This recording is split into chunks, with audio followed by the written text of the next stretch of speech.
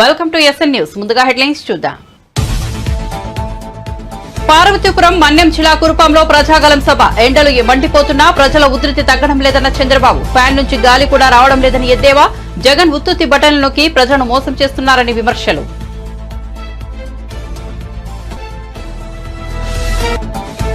చంద్రబాబును నమ్మడం అంటే కొండ చెరువు నోట్లో తలకాయ పెట్టడమే అంటూ సీఎం జగన్ తీవ్ర విమర్శలు. టీడీపీ అధినేత గత చరిత్ర ఇదేనని విమర్శించిన వైసీపీ అధినేత 2014లో ఇచ్చిన హామీలను ఎందుకు నెరవేర్చలేకపోయారని విమర్శలు.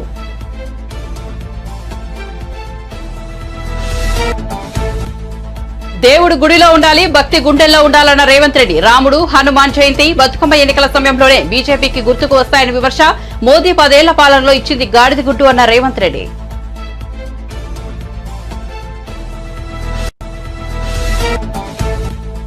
బొత్స సత్యనారాయణ వ్యాఖ్యలపై మండిపడ్డ పురంధేశ్వరి. ప్రధాని పదవికి మోదీ విలువ లేకుండా చేశారన్న బొత్స. మోదీని విమర్శించే అర్హత బొత్సకు లేదన్న పురంధేశ్వరి. పోక్సో వ్యాగన్ స్కామ్ ను ప్రజలు ఇంకా మర్చిపోలేదని వ్యాఖ్య.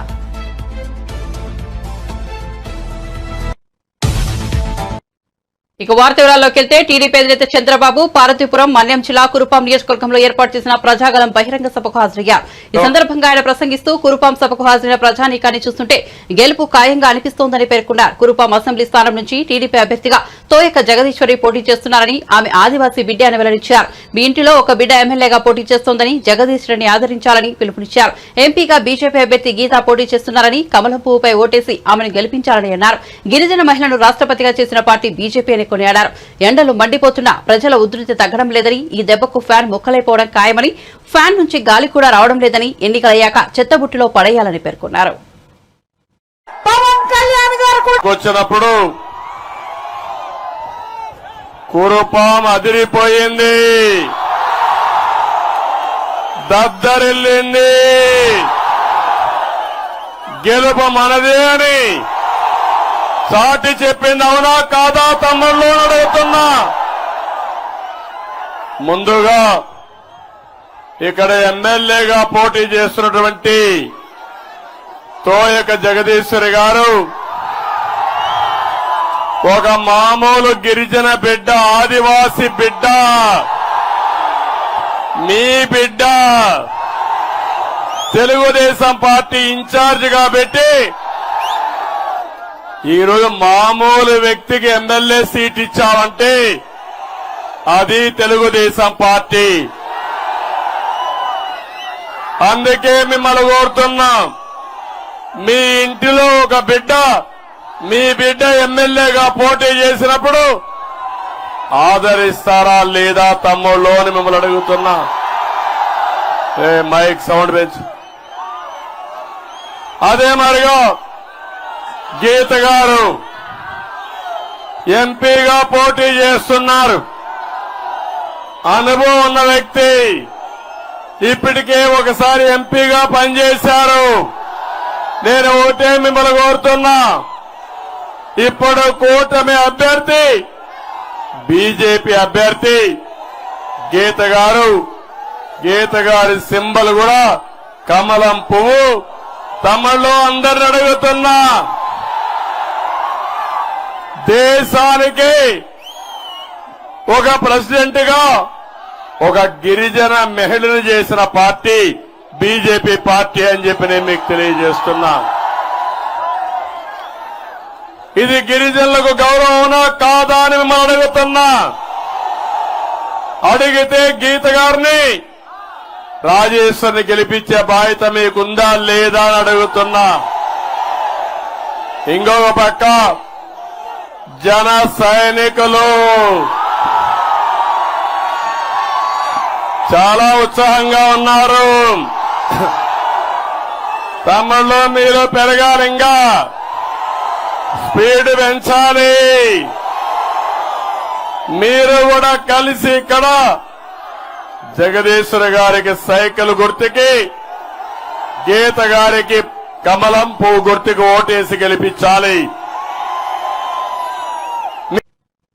చంద్రబాబును నమ్మడమంటే కొండ చెరువు నోట్లో తలకాయ పెట్టడమేనని ఏపీ సీఎం వైఎస్ఆర్సీపీ అధినేత వైఎస్ జగన్ వ్యంగ్యాస్త్రాలు సంధించారు.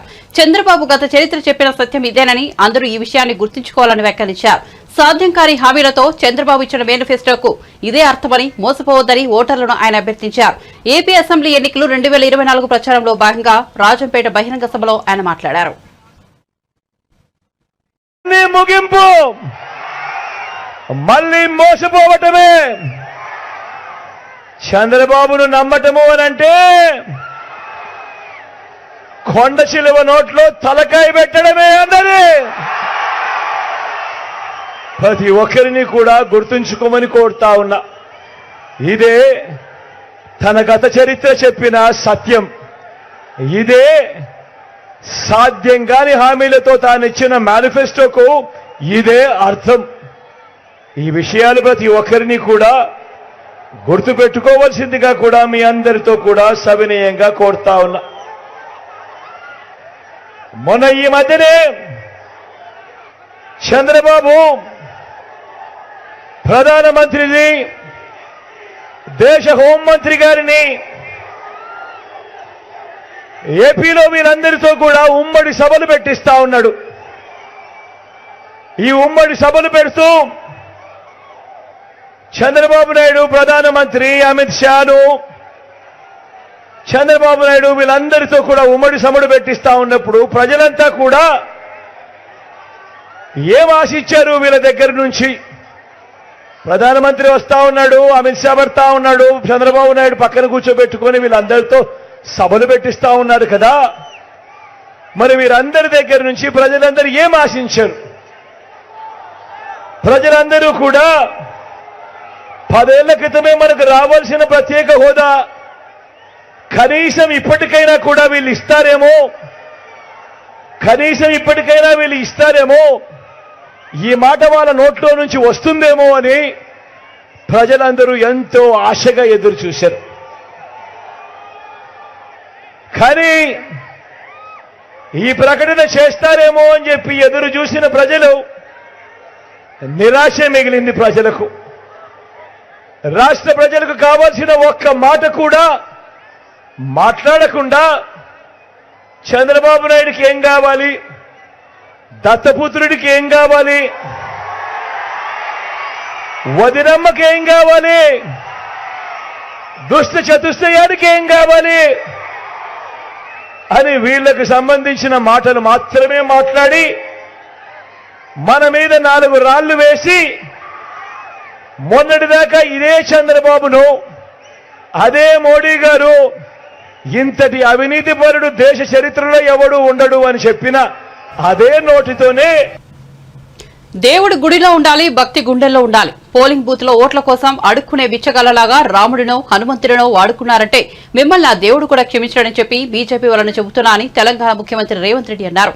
నర్సాపూర్ కాంగ్రెస్ ప్రచార సభలో ఆయన మాట్లాడుతూ ప్రధాని మోదీ రాజ్యాంగాన్ని మార్చాలని, రిజర్వేషన్లు రద్దు చేయాలని కుట్రలు చేస్తున్నారని ఆరోపించారు. ఎన్నికలు వచ్చినప్పుడల్లా బీజేపీకి రాముడు, హనుమాన్ జయంతి, బతుకమ్మ, బోనాల పండుగలు గుర్తుకొస్తాయని ఎద్దేవా చేశారు. మన తాతలు తండ్రులు ఈ పండుగలు చేయలేదా అని ప్రశ్నించారు. కేసీఆర్ వయసు మీద పడిందని, ఇప్పటికైనా ఆయన బుద్ధి తెచ్చుకోవాలన్నారు. ప్రజలు ఆయనను బండకేసి కొట్టారని తిరస్కరించారని, ఈ ఎన్నికల్లో బీఆర్ఎస్ అభ్యర్థులకు డిపాజిట్ కూడా రాదన్నారు. మెదక్ నుంచి నీలబద్దును గెలిపించాలని విజ్ఞప్తి చేశారు.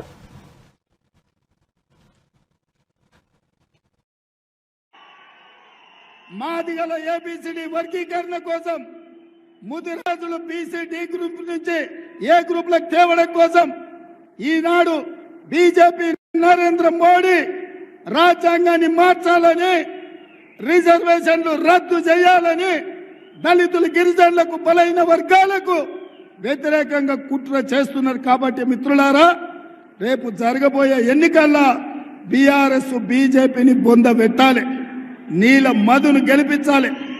ఇవాళ బీజేపీ వాళ్ళు అంటున్నారు ఎన్నికలు వచ్చినప్పుడల్లా వాళ్ళకి రాముడు గుర్తొస్తాడు, హనుమాన్ జయంతి గుర్తొస్తుంది, లేకపోతే బతుకమ్మ, బోనాల పండుగలు గుర్తొస్తాయి ఇంకొకరికి. నేను అడుగుతున్న మా మిత్రుల్ని, మన తండ్రులు, తాతలు, మన ముత్తాతలు శ్రీరామనవమి చేయలేదా? హనుమాన్ జయంతిలు చేయలేదా? ఇవాళ బీజేపీ వచ్చి మనకు కొత్తగా మనకు సాంప్రదాయాలు నేర్పుతున్నాడు. అందుకే బీజేపీ నాయకులకు నరేంద్ర మోడీ, అమిత్ షాకు నేను చెప్పిన సూటిగా, దేవుడు గుడిలో ఉండాలి, భక్తి గుండెల్లో ఉండాలి. దేవుడు గుడిలో ఉండాలి, భక్తి గుండెల్లో ఉండాలి. పోలింగ్ బూత్ లో ఓట్ల కోసం అడుక్కునే బిచ్చగాళ్ళలాగా రాముడినో హనుమంతునో వాడుకుంటురంటే మిమ్మల్ని దేవుడు కూడా క్షమించడని చెప్పి బీజేపీ వాళ్ళకి చెప్పిన. ఇవాళ నిన్న చంద్రశేఖరరావు వచ్చిందంట. ఇక ఆయన బస్సు యాత్ర చూస్తుంటే వెనకడికి కూడా తిక్కలోడు తిరునాళ్ళకు పోతే ఎక్కడానికి దిగడానికే సరిపోయిందంట. పెద్దలు మదన్ రెడ్డి గారిని ఏదేదో అనిపోయిందంట. చంద్రశేఖరరావు వయసు మీద పడ్డది, ఇప్పటికైనా బుద్ధి తెచ్చుకో. ప్రజలు నిన్ను బండకేసి కొట్టిండ్రు, ఈ ప్రాంత ప్రజలు నిన్ను తిరస్కరించిండ్రు, నిన్ను ఓడగొట్టిండ్రు. రేపు రాబోయే పార్లమెంట్ ఎన్నికల్లో నీ అభ్యర్థికి డిపాజిట్ కూడా గల్లంత అవుతుంది. అది ఇక్కడి నుంచే నర్సాపూర్ నుంచే పునాదులు పడతాయి, బీఆర్ఎస్ ను ఓడగొడతారు. అందుకే మిత్రులారా, ఈ ఎన్నికల్లో మీ అందరికీ నా విజ్ఞప్తి ఒకటే. 25 ఏళ్లు బీజేపీని చూసిండ్రు, బీఆర్ఎస్ ను చూసిండ్రు. ఈ ఎన్నికల్లో ఈ దేశంలో ఈ రాష్ట్రంలో కాంగ్రెస్ అధికారంలో ఉంటుంది, అభివృద్ధి పనులు చేపడుతుంది. ఒక బలహీన వర్గాల నుంచి ఇచ్చిన నీలం మధును ఈ ఎన్నికల్లో గెలిపించండి. అప్పుడు ఈ ప్రాంతానికి మెగాస్టార్ చిరంజీవి భారత రెండో అత్యున్నత పురస్కారం పద్మవిభూషణ్ అందుకున్నారు. గురువారం సాయంత్రం రాష్ట్రపతి ద్రౌపది ముర్ము చేతుల మీదుగా మెగాస్టార్ ఈ పురస్కారాన్ని అందుకున్నారు. సీనియర్ నటి వైజయంతిమాలకు కూడా పద్మవిభూషణ్ పురస్కారం అందించారు. న్యూఢిల్లీలోని రాష్ట్రపతి భవన్లో గురువారం పద్మ పురస్కారాల ప్రదానోత్సవం జరిగింది. ఈ సంవత్సరం జనవరి 25న 132 మందికి అవార్డులు ప్రకటించారు. సినీ రంగంలో చిరంజీవి చేసిన సేవలకు గాను ఈ అవార్డు వరించింది. ఇక ఈ వేడుకల్లో చిరంజీవి భార్య సురేఖతో పాటు తనయుడు రామ్ చరణ్, కోడలు ఉపాసన కూడా పాల్గొన్నారు.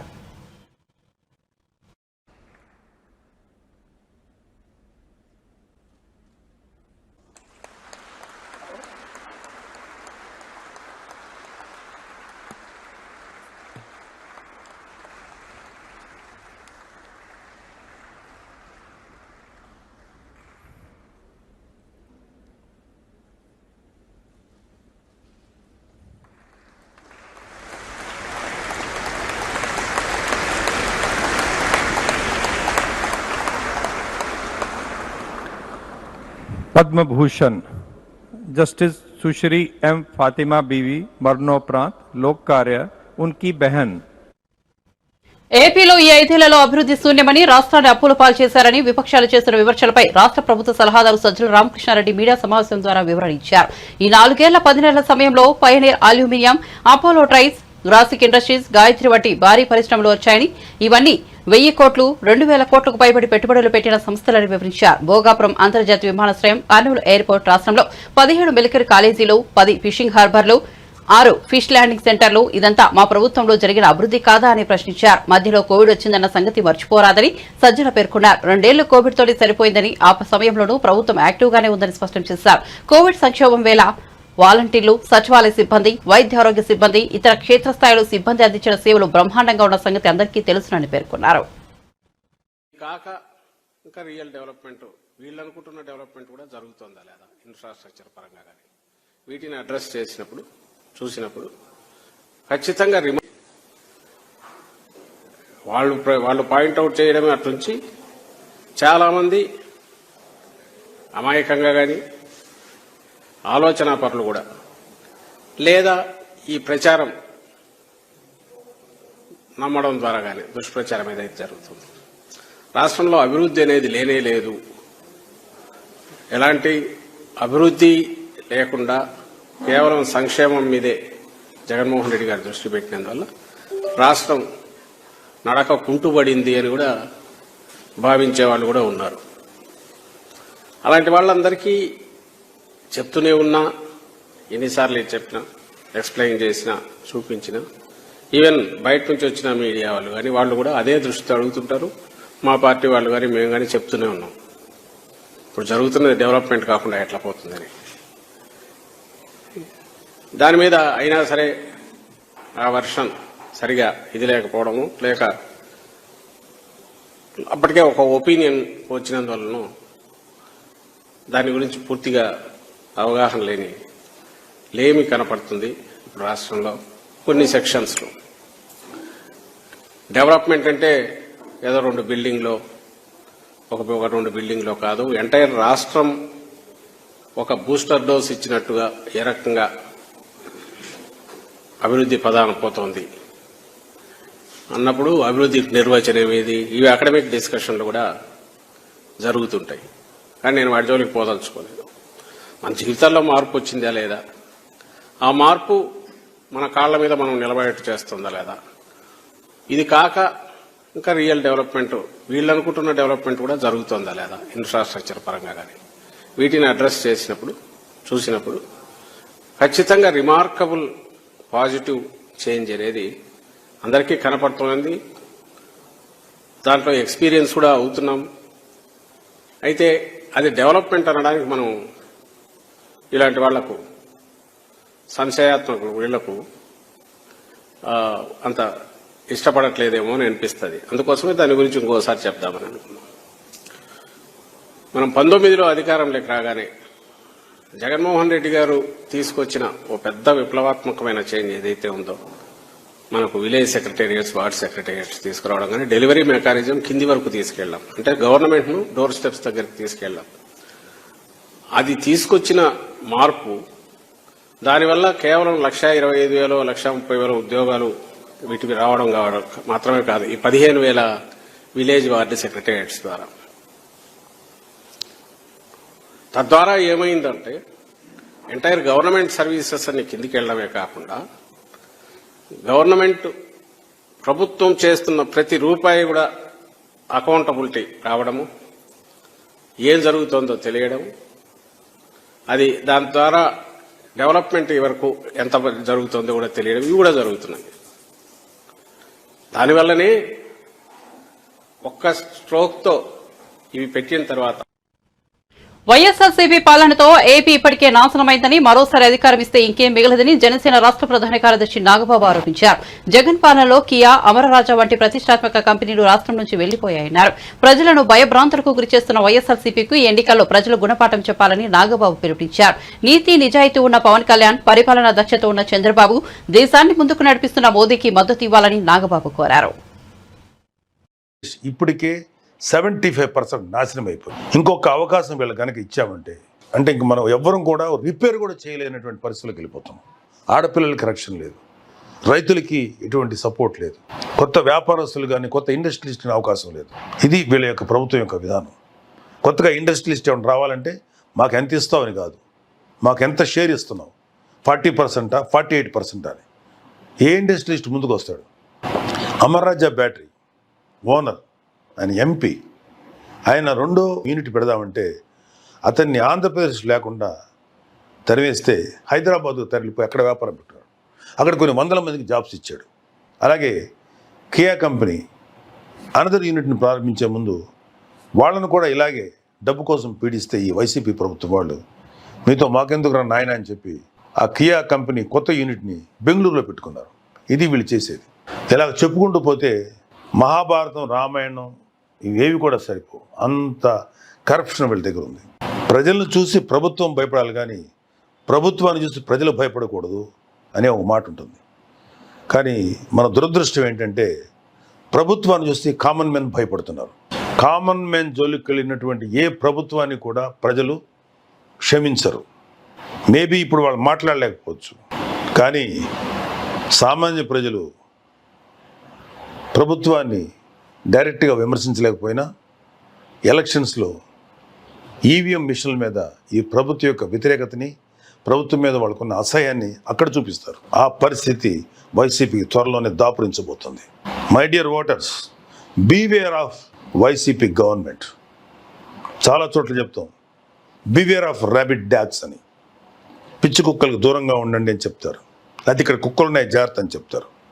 నౌ ఐఎమ్ టెలింగ్, వైసీపీ ప్రభుత్వం ఎలక్షన్స్లో పాల్గొంటుంది. బీవేర్ ఆఫ్ వైసీపీకి వ్యతిరేకంగా ఓటేయండి. మీకోసం ముందుకు వచ్చే పవన్ కళ్యాణ్ లాంటి లీడర్ని, నిజాయితీ, నిబద్ధత, త్యాగనిరతి కలిగినటువంటి పవన్ కళ్యాణ్ లీడర్ని, పరిపాలన దక్షత కలిగినటువంటి చంద్రబాబు నాయుడు గారు లాంటి వ్యక్తిని, అలాగే భారతదేశాన్ని సుభిక్షంగా నడుపుతున్నటువంటి నరేంద్ర మోడీ గారి నాయకత్వంలో వస్తున్న బీజేపీని, ఈ ముగ్గురు నాయకుల యొక్క కలయికతో వస్తున్న కూటమికి మీరు ఓటు వేసి ప్రధాని నరేంద్ర మోదీపై మంత్రి బొత్స సత్యనారాయణ చేసిన వ్యాఖ్యలపై బీజేపీ ఏపీ అధ్యక్షులు దగ్గుపాటి పురంధేశ్వరి ఘాటుగా స్పందించారు. అవినీతి చేసే వైఎస్ఆర్సీపీ నేతలకు లోకమంతా అవినీతిమయంగానే కనిపిస్తోందని విమర్శించారు. పసలేని ఆరోపణలు చేయడం సమంజసం కాదన్నారు. బొత్స సత్యనారాయణ గారు ఈ మధ్యన నరేంద్ర మోడీ గారు చేసినటువంటి వ్యాఖ్యల్ని నేను తీవ్రంగా ఖండిస్తున్నాను. పచ్చకావల్లో వచ్చిన వారికి లోకమంతా పచ్చగా కనపడుతుంది అన్నట్లుగా అవినీతి చేసే వారికి ఏది ఎవరు ఎలా చేసినా కూడా దానిలో అవినీతి వెతకటం మీదే వారి సమయాన్నంతా కూడా కేటాయించడం జరుగుతుంది. బొత్స సత్యనారాయణ గారు వారు మంత్రిగా ఉన్నప్పుడు వోక్స్ వ్యాగన్కి సంబంధించినటువంటి అవినీతి చేసినటువంటి అవినీతిని ఎవరూ మర్చిపోలేదు అనేటువంటి విషయాలు వారికి గుర్తు చేస్తున్నాను. 2019 సంవత్సరం నుండి నేటి వరకు కూడా కేంద్రం పెద్ద ఎత్తున నిధులు రాష్ట్రానికి అందించిన ఆ నిధుల్ని సద్వినియోగం చేసుకోకుండా ప్రజల్ని మోసం చేస్తూ మభ్యపెడుతూ మరి అధికారంలో ఉన్నటువంటి నేతలు ఏ మేరకు అవినీతి చేశారో ప్రజలందరూ కూడా గమనిస్తున్నారు, అర్థం చేసుకుంటున్నారు. అదేవిధంగా రైల్వే జోన్కి సంబంధించి కూడా రైల్వే జోన్కి మేము అంకితమై లేము అనేటువంటి విషయం ఇవాళ నేను తీవ్రంగా ఖండిస్తున్నాను. ఎందుకంటే 2024 వరకు కూడా రైల్వే జోన్ కట్టడానికి అనువైనటువంటి స్థలాన్ని ఇవ్వకుండా ఇవాళ రాష్ట్ర ప్రభుత్వం ఏ విధంగా తన బాధ్యత నుండి వైదొలిగిందో ఒక్కసారి ప్రజలందరూ కూడా గమనించాలి. ఇచ్చినటువంటి భూమి ఏదైతే ఉందో అది కట్టడానికి అనువుగా లేదు అని చెప్పినా కూడా ఇప్పటి వరకు కూడా కేటాయించకపోవడం భూమిని మరి కేంద్రం అయితే 104 నుండి 105 కోట్ల రూపాయల వరకు రైల్వే జోన్ నిర్మాణానికి కేటాయించింది. దాన్ని ఎందుకు అందిపుచ్చుకోలేదు అని చెప్పి మేము వేస్తున్నటువంటి ప్రశ్న. ఇవాళ జల్ జీవన్ మిషన్ కావచ్చు, ప్రధాన్ మంత్రి ఆవాస్ యోజన కావచ్చు, లేదా రోడ్ల నిర్మాణానికి కావచ్చు, పెద్ద ఎత్తున వనరులు రాష్ట్రానికి ఇచ్చిన ఇవాళ జల్ జీవన్ మిషన్ శుద్ధమైనటువంటి త్రాగునీరు ప్రజలకు అందివ్వాలి అనేటువంటి ఆలోచనతో ఇచ్చిన నేటి వరకు కూడా పేదలకి ఆ ఇళ్లు కానీ కుళాయిలు కానీ అందించకుండా వంచినటువంటి విషయాన్ని ఒక్కసారి రాష్ట్ర ప్రజలందరూ కూడా గమనించాలి. 10 సంవత్సరాల కాలం నరేంద్ర మోడీ గారు ప్రధానిగా ఉన్నారు, భారతీయ జనతా పార్టీ అధికారంలో ఉంది కేంద్రంలో. నేటి వరకు కూడా ఎవరు వేలెత్తి చూపి ఈ అవినీతి మోడీ గారు కానీ లేదా వారి సహచర మంత్రులు కానీ చేశారు అని చెప్పలేనటువంటి పరిస్థితిలో పసలేనటువంటి ఆరోపణలు చేయడం ఎంతవరకు సమంజసం అని చెప్పి బొత్స సత్యనారాయణ గారికి నేను వేస్తున్నటువంటి ప్రశ్న. ఇవాళ నరేంద్ర మోడీ గారు వచ్చి ఈ రాష్ట్రంలో 100% కరప్షన్ 0% డెవలప్మెంట్ అన్నది ఏదైతే వారు అంశాన్ని లేవనెత్తారో ముందు దానికి జవాబు ఇవ్వమని చెప్పి నేను బొత్స సత్యనారాయణ గారికి నేను వేస్తున్నటువంటి సవాల్. తిరుపతిలో దొంగ ఓటర్లు రెచ్చిపోయే ప్రమాదం ఉందని ప్రతి ఒక్కరూ ఓటు హక్కు వినియోగించుకోవాలని ప్రముఖ సినీ నిర్మాత జనసేన పార్టీ తిరుపతి పరిశీలకులు ఎంఎం రత్నం కోరారు. తిరుపతిలో నిర్వహించిన మీడియా సమావేశంలో ఆయన మాట్లాడుతూ నకిలీ ఐడీలతో కొందరు దొంగ ఓట్లు వేయడానికి ప్రయత్నిస్తున్నారని ఆరోపించారు. పిఠాపురంలో పవన్ కళ్యాణ్ గెలవడం ఖాయమని ధీమా వ్యక్తం చేశారు. చెప్పబోయేది ఏంటంటే కొన్ని ఫేక్ ఐడీలు క్రియేట్ చేసి కొన్ని ఓట్లు తయారు చేసి జరగబోతుందని వినికిడి. సో మీరు ఎంతో అప్రమత్తంగా కనుక ఓటు వేయకపోతే ఎలక్షన్ కమిషన్ తీసుకునే యాక్షన్కి జైలుకి వెళ్లాల్సి వస్తుంది, అరెస్ట్ అవుతారు. సో ఎవరైనా సరే వాటికి లోబడి అలాంటి పనులు చేయొద్దు, స్వచ్ఛందంగా ఓట్లు వేయండి దయచేసి. మంచి నాయకులను ఎన్నుకుంటే మంచి పాలన వస్తుంది, మీ అందరూ బాగుంటారు. ఇది వెంకటేశ్వర స్వామి సన్నిధి తిరుపతి, అటువంటి స్వామివారి సన్నిధిలో ఈ తిరుపతి చాలా ప్రాముఖ్యమైనది. ఒక ఎమ్మెల్యే అంటే ఒక మినిస్టర్ లెవెల్ అటువంటి ప్రదేశం. అందుకని ప్రతి ఒక్కరూ వచ్చి ఓటేయాలి, స్వచ్ఛందంగా ఎలక్షన్ జరగాలి. ఎవరు ఎటువంటికి లోన్ అవ్వకుండా ఫేక్ ఐడీలు పెట్టి చాలామంది ఎలాగ ఎలక్షన్ జరపాలని ప్రయత్నిస్తున్నారని మాకు విషయం తెలిసింది. జాగ్రత్తగా ఉండండి, లేకపోతే మీరు యాక్షన్ గురి అవుతారు. ఆల్రెడీ పిఠాపురం ప్రజలు వన్ సైడ్ వార్ లాగా అయిపోయింది అక్కడ. అందుకనే చాలామందిని అక్కడ ఇన్పుట్ చేశారు. చాలామంది అక్కడ వెళ్ళి కళ్యాణ్ గారిని ఓడించాలని ఇంటికి ₹1,00,000 ఇస్తాం, మీరు ఎవరు వెళ్ళి ఓటు వేయొద్దు అంటున్నారు. ఇది కొత్త ఫార్ములా. డబ్బులు ఇచ్చి ఓటు వేయమంటారు, ఈ డబ్బులు ఇచ్చి ఓటు వేయకుండా ఆపడానికి కూడా ప్రయత్నిస్తున్నారు. ఆ భయం వచ్చింది కాబట్టి ఇంకా ఎంత పెద్ద మీటింగ్ పెట్టినా ఏం జరగదు. కళ్యాణ్ గారు అతిపెద్ద మెజార్టీతో గెలబోతున్నారు. సార్, ఇండస్ట్రీ వేరు, రాజకీయం వేరు. అభిమానం ఉండొచ్చు, ఎవరికైతే అభిమానం ఉందో వాళ్ళు వచ్చి ఇప్పుడు చూస్తున్నారు మీడియాలో చాలామంది కళ్యాణ్ గారు రావాలని కోరుకుంటున్నారు. ఎప్పుడైనా సరే మంచి పరిపాలన రావాలి. వస్తే ఇంతవరకు ఎవరి ప్రభుత్వం వచ్చినా సినిమా ఇండస్ట్రీకి సంబంధించి అందరినీ పిలిచి అందరికీ రాయితీలు ఇవ్వడం, మంచి చేయడం, అవార్డ్స్ ఇవ్వడం చేసేవాళ్ళు. కానీ ఈ సీఎం వచ్చిన తర్వాత అసలు ఉన్నవి తీసేసి తక్కువ వాళ్ళకి కళ్యాణ్ గారు పాలిటిక్స్లో ఉన్నారని 10 రూపాయలకి టికెట్ అమ్మాలి, 20 రూపాయలకి టికెట్ అమ్మాలి, 10 రూపాయలకి మేము టిప్స్ కూడా ఇవ్వం కదా. ఇన్ని కోట్లు పెట్టి సినిమా తీస్తే ఎలాగూ అలా చూపించాలంటే ఆయనే డబ్బులు పెట్టి సినిమా తీసి ఫ్రీగా చూపించవచ్చు. ఫ్రీగా టికెట్ అన్నా కూడా టైం వేస్ట్ చేసి జనం థియేటర్కి రారు. సినిమా బాగుంటేనే ఎంటర్టైన్మెంట్ వస్తారు. సో అలాంటి ఇండస్ట్రీని తొక్కాలని ప్రయత్నిస్తే అది ఎవరు సినిమా ఇండస్ట్రీ హర్షించవు. క్యాడర్ బలంగా ఉన్నది, అందరూ ఒకటిగా సమిష్టిగా ఫైట్ చేస్తున్నారు కాబట్టి ఇప్పుడు ఎవరి దగ్గర పంచుకుని వాళ్ళ ప్రకారం వర్క్ చేస్తున్నారు. క్రమంగా జనసేన క్యాడర్ 10 ఏళ్లుగా ఎంపీగా ఉన్న అవినాష్ రెడ్డి కడపకు ఏం చేశారని ఏపీ కాంగ్రెస్ అధ్యక్షులు వైఎస్ షర్మిల ప్రశ్నించారు. పులివెందుల నియోజకవర్గంలో ఆమె ఎన్నికల ప్రచారం నిర్వహించారు. ఈ సందర్భంగా ఆమె మాట్లాడుతూ కడప స్టీల్ ప్లాంట్ కోసం అవినాష్ రెడ్డి ఒక్క పోరాటమైనా చేశారా? ఆయన కేసుల కోసమే ఢిల్లీకి వెళ్తున్నారు తప్ప ప్రజల కోసం కాదన్నారు. వివేక హత్య కేసులో అవినాష్ రెడ్డిని సీబీఐ నిందితుగా చేర్చిందని, అవినాష్ రెడ్డిని జగన్మోహన్ రెడ్డి కాపాడుతున్నారని షర్మిల పేర్కొన్నారు. రెడ్డి గారు ఇప్పుడు కొత్తగా ఎంపీ కాదు, 10 సంవత్సరాలుగా ఎంపీగా ఉన్నాడు. మరి 10 సంవత్సరాలుగా ఎంపీగా ఉండి అవినాష్ రెడ్డి గారు కనీసం కడప స్టీల్ ఫ్యాక్టరీ కోసమైనా ఒక్క పోరాటమైనా చేశాడా? కడప స్టీల్ ఫ్యాక్టరీ అన్నది రాజశేఖర రెడ్డి గారి కళ. పార్లమెంటుకు పోతున్నారు, వస్తున్నారు, ఢిల్లీకి పోతున్నారు, వస్తున్నారు. కానీ అవినాష్ రెడ్డి గారు 10 సంవత్సరాలలో ఒక్కసారైనా కడప స్టీల్ కోసం కొట్లాడారా? అక్కడ ఒక ధర్నా చేశారా? ఏదైనా సాధించుకొచ్చారా?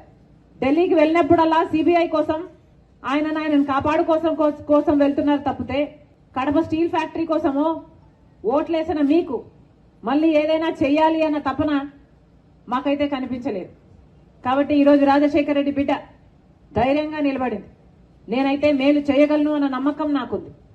పైగా అవినాష్ రెడ్డి గారు వివేకానంద రెడ్డి గారి హత్య చేసిన కేసులో సిబిఐ నిందితుడిగా, అక్యూజ్డ్గా చేర్చిన వ్యక్తి అవినాష్ రెడ్డి గారు. హత్య చేయించిన వారిలో అవినాష్ రెడ్డి గారు ఉన్నారు అని సిబిఐ ఆరోపణ చేస్తుంది.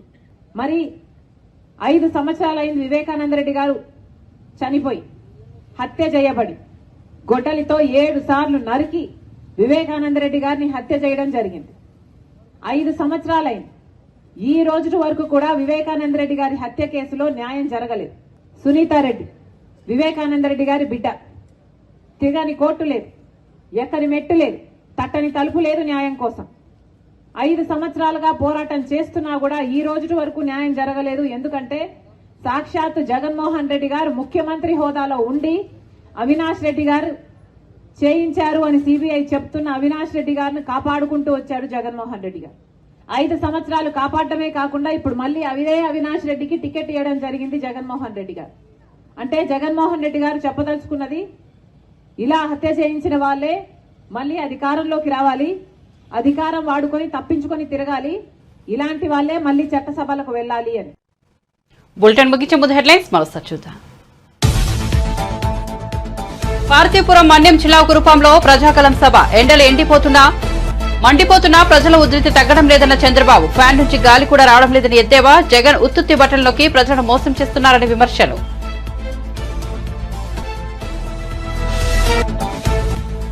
చంద్రబాబును నమ్మడం అంటే కొండచిలో నోట్లో తలకాయ పెట్టడమే అంటూ సీఎం జగన్ తీవ్ర విమర్శలు. టీడీపీ అధినేత గత చరిత్ర ఇదేనని విమర్శించిన వైసీపీ అధినేత 2014లో ఇచ్చిన హామీలను ఎందుకు నెరవేర్చలేకపోయారని విమర్శలు.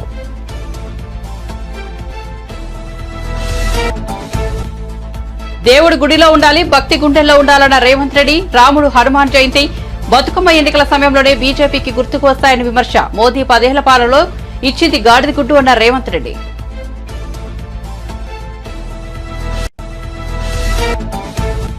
బొత్స సత్యనారాయణ వ్యాఖ్యలపై మండిపడ్డ పురంధేశ్వరి. ప్రధాని పదవికి మోదీ విలువ లేకుండా చేశారన్న బొత్స. మోదీని విమర్శించే అర్హత బొత్సకు లేదన్న పురంధేశ్వరి. ఫోక్స్ వ్యాగన్ స్కామ్ ను ప్రజలు ఇంకా మర్చిపోలేదని వ్యాఖ్య.